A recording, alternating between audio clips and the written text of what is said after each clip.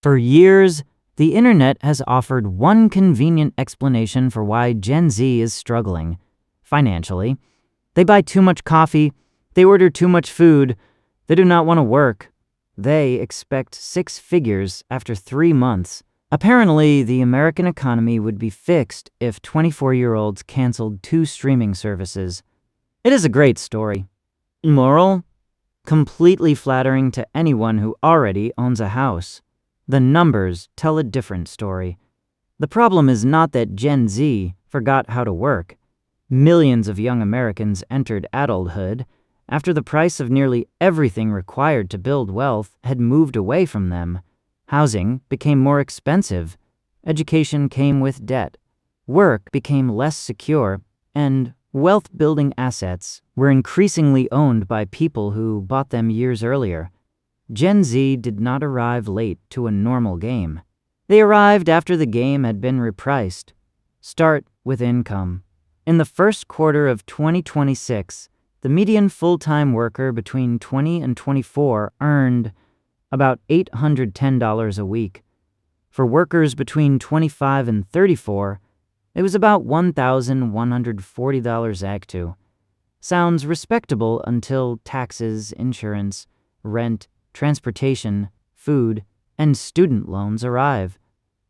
Then your phone breaks, because electronics understand macroeconomics.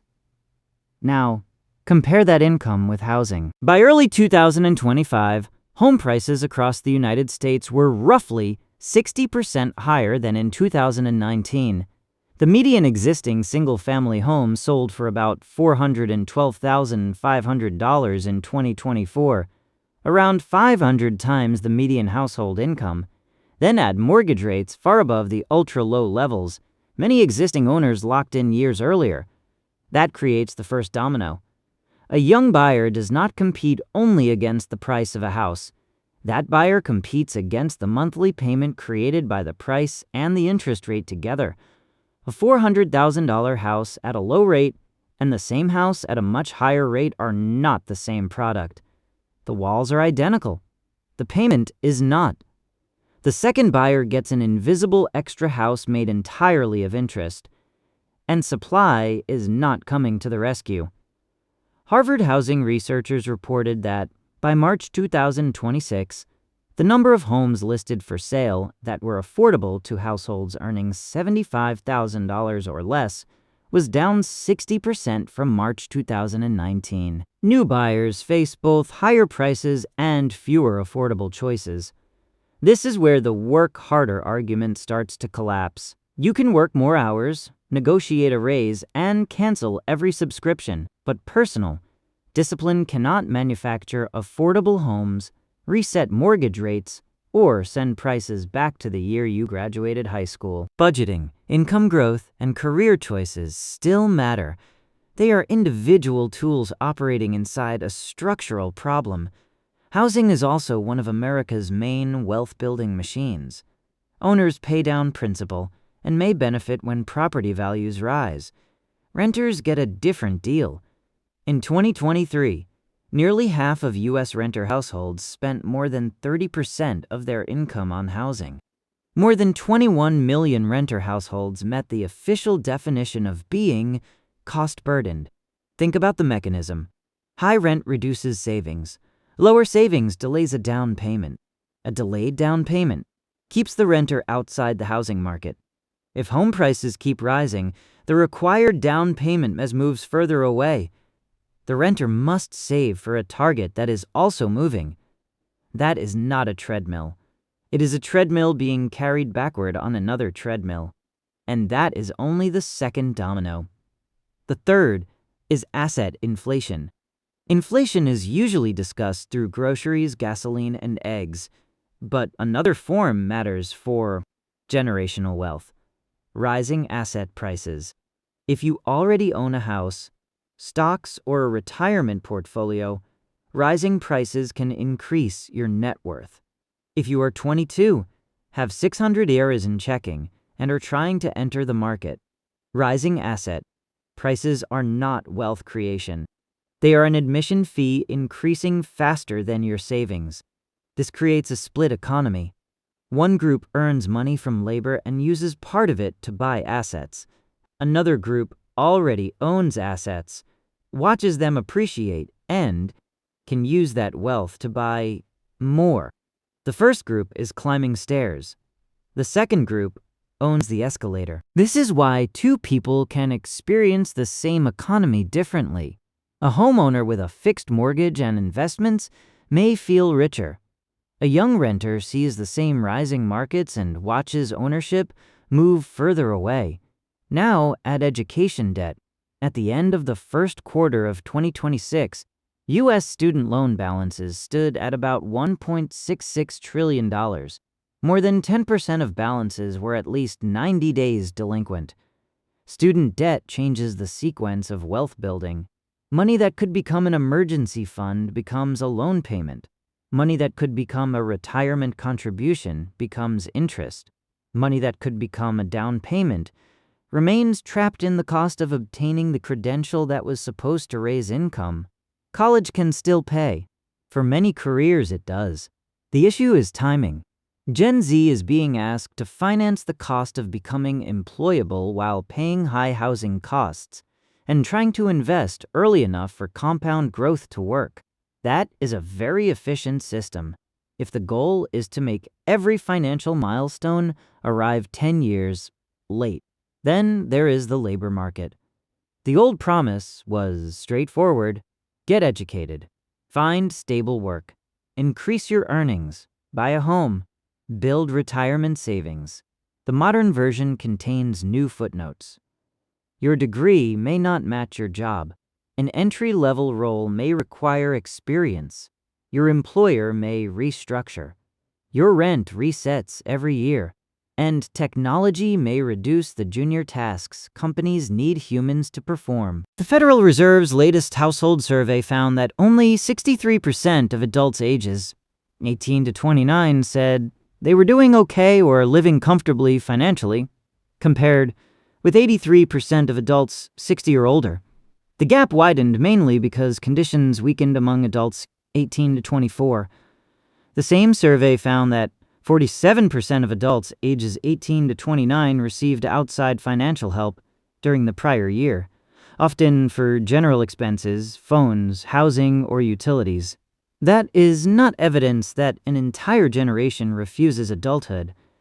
It is evidence that entering adulthood increasingly requires a family subsidy, and family subsidies are not distributed equally. One young adult gets rent help, another gets tuition or a down payment, another gets nothing. Two people can work equally hard, earn similar salaries, and make similar decisions. But if one starts with debt and the other starts with family capital, they are not running the same race. One is investing from the first paycheck. The other is repairing the balance sheet before the race begins. Now, there is an important complication. Some evidence shows that younger American households made strong wealth gains after the pandemic. A St. Louis Federal Reserve analysis found that younger millennials and older Gen Z households had median wealth in 2022, above what historical age patterns would have predicted.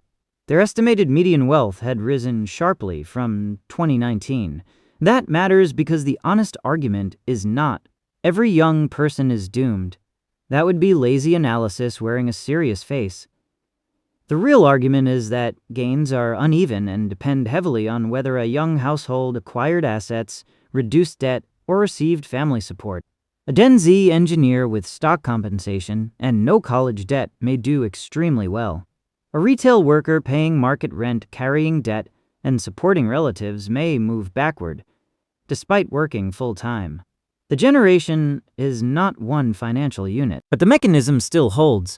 Ownership creates leverage, and arriving without ownership makes every price increase more painful. This also explains why so many young adults live with parents. In 2025, 58% of Americans ages 18 to 24 lived with parents. Among those 25 to 34, the share was 16%. This can be rational. It reduces rent and creates room to save. But when the normal path into independent adulthood becomes financially unrealistic, Families become the private welfare system. Parents provide housing. Parents absorb emergencies.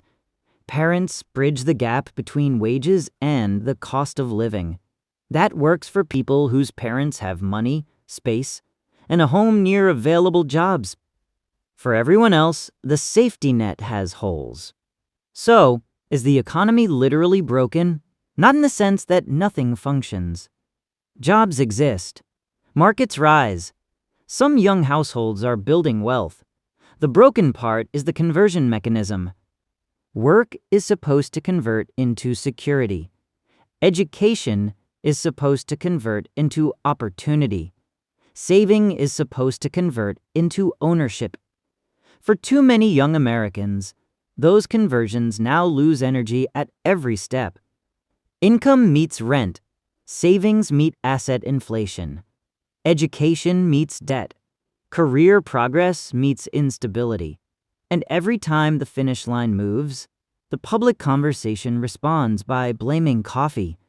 Here's what this means for Gen Z. Stop treating structural pressure as a personal moral failure. Understanding the system does not remove personal responsibility. It makes personal decisions more intelligent. Control what you can without pretending it solves the whole economy. Increase earning power. Avoid high-interest debt. Build liquidity. Capture employer retirement matches. Invest consistently when possible. Treat housing as a financial decision, not a badge of adulthood. Your largest advantage is time, but only if some income reaches productive assets. The system rewards ownership. Ignoring it does not make it disappear. And stop taking financial advice from people whose main strategy was buying a house before you learned multiplication. Gen Z is not uniquely lazy. It is a highly educated generation entering a wealth system with expensive gates, limited housing inventory, large debt balances, and growing dependence on family capital. The uncomfortable truth is not that hard work stopped mattering. Hard work still matters. The truth is that hard work now buys less access to the assets that create wealth. Until that mechanism changes, telling young people to simply work harder is not economic analysis. It is nostalgia with a calculator. Subscribe for more videos that explain the machinery behind the headlines. The biggest financial risks are rarely hidden from view. They are hidden inside systems everyone has been trained to call normal.